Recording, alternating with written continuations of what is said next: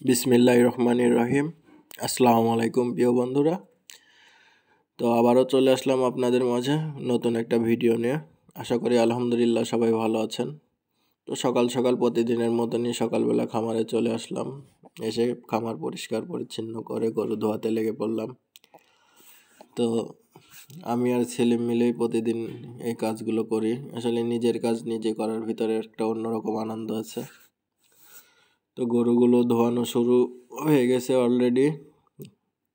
আসলে গরুকে প্রতিদিন আপনারা একই সময়ে ধোয়াবেন, একই সময়ে ধোয়ানোর চেষ্টা করবেন, কারণ প্রতিদিন যদি আপনি একই সময়ে গরুকে ধোয়ান তাহলে গরুর ঠান্ডা লাগবে না। আর গরুর আসলে প্রতিদিন যদি একটা সময় যদি গরুকে ধোয়ান এটাই ভালো হবে, কারণ সামনে শীতকাল আসছে। যত শীতই পড়ুক না কেন প্রতিদিন যদি একই সময় যদি গরুকে ধোয়ান, গরুর ঠান্ডা সর্দি এগুলো কোনো কিছু আসবে না। আর গরুর ঘর অবশ্যই পরিষ্কার পরিচ্ছন্ন রাখার চেষ্টা করবেন, কারণ পরিষ্কার পরিচ্ছন্ন আপনি ঘর যত পরিষ্কার পরিচ্ছন্ন রাখবেন তত রোগবালাই কম হবে।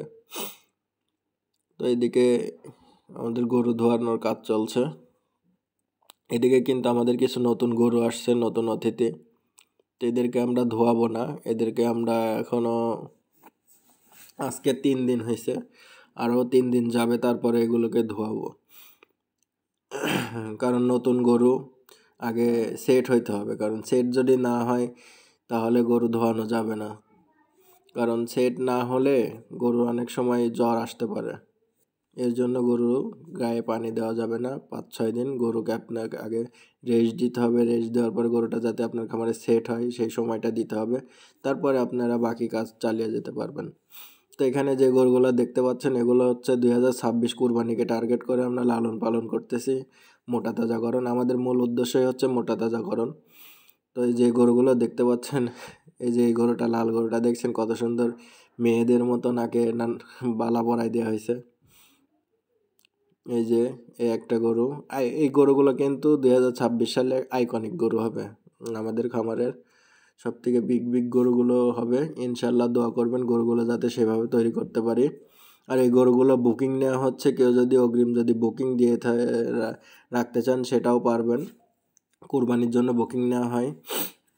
তো আশা করি আলহামদুলিল্লাহ গরুগুলো দেখতে কিন্তু মাশাল্লাহ। তো চারিগুলো আমরা পরিষ্কার করে নিচ্ছি। অবশ্যই প্রতিদিন চারিগুলো পরিষ্কার করবেন। আর গরুর যে বাসি খাবারগুলো থাকে এগুলো ফেলে দিবেন, কারণ এই বাসি খাবারগুলো অনেক সময় গ্যাস হয়ে যায়, অনেক সময় বিভিন্ন পোকামাকড় পড়ে থাকতে পারে। তো বাসি খাবারগুলো না খাওয়ানোই বেটার। আসলে সব গরু তার চারি চেটে খায় না, কিছু কিছু গরু আছে হালকা পাতলা রেখে দেয়, এই খাবারগুলো আপনারা ফেলে দিবেন, বাসি খাবার খাওয়াবেন না। তো এরপরে আমরা চলে আসলাম গাভীর সেটে। গাভী গরুগুলো ধোয়ানোর কাজ চলছে। আর গাভী গরুর ক্ষেত্রে তো প্রতিদিন তো একই কথা বলি। আসলে গাভী গরু ধোয়াইতে হলে গাভী গরু কিন্তু অনেক নোংরা করে। তো গাভী গরুকে অবশ্যই পরিষ্কার পরিচ্ছন্ন ভালোভাবে ধোয়াইতে হবে, যাতে গায়ে যাতে কোনো রকম ময়লা না থাকে। কারণ গাভীর যে গায়ে ময়লা থাকলে কিন্তু এটা কিন্তু দুধের ওলানেও কিন্তু লেগে যায় অনেক সময়। আর ওলানের যাতে রোগ জীবাণু যাতে না ভিড়তে পারে এর জন্য আপনারা বিশেষ করে গাভীর শেডটা বেশি পরিষ্কার রাখার চেষ্টা করবেন। আর গাভী গরুকে আপনি যত যত্ন দিবেন ততই কিন্তু আপনাকে দিবে। তো ধোয়ানি শেষে আমরা চলে আসলাম গাভী গরুকে খেতে দেওয়ার উদ্দেশ্যে। তো এই যে এখানে খাওয়া দাওয়া খানা পিনা চলছে। এই যে আমাদের বড় গাইটা, ওকে কেন দেওয়া হচ্ছে না, জন্য পাটা উঠায় পানির মধ্যে দেখেন কি করে। তো আমরা যে খাবারটা খাওয়াই আমাদের কিন্তু এটা হচ্ছে নিজস্ব মিক্সার। হ্যাঁ, আমরা নিজেরাই এটা মিশিয়ে নিই। ধানের গুঁড়া, ভুট্টার আটা, গমের ভুসি, এরপরে মসুরের ভুসি, খোল ইত্যাদি আরও কয়েকটা আইটেম দিয়ে কিন্তু আমরা খাবারটা মিশাই নিই, একদম ন্যাচারাল। আমরা গরুকে কোনো ধরনের কোনো মেডিসিন বা কোনো কিছু খাওয়াই কিন্তু গরু আমরা মোটা তাজা করি না। আর গাভী গরুকে কোনো মেডিসিন খাওয়াই না, ন্যাচারাল পদ্ধতিতে খাওয়াই। এই দানাটা খাবে, দানাটা খাওয়ার ঠিক 12টা-1টার সময় আমরা আবার সাইলেজ দিয়ে দিব। এরপরে চলে বসে পড়লাম গাভী দোয়ানোর জন্য। তো প্রথমে আসলে এই গাভীটার বাচ্চা নাই, এর জন্য আমরা হাত দিয়ে পানাই নিই।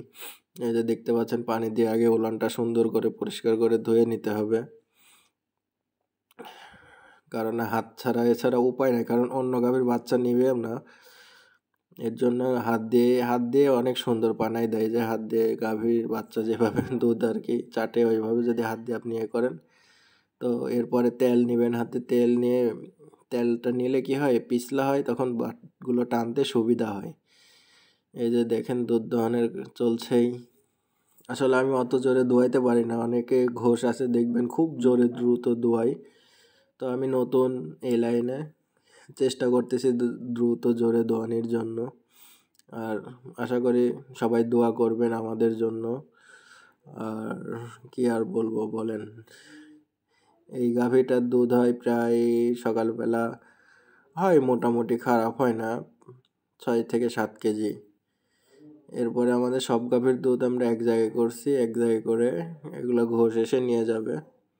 তো আশা করি সবাই ভালো থাকবেন, সুস্থ থাকবেন। আসসালামু আলাইকুম।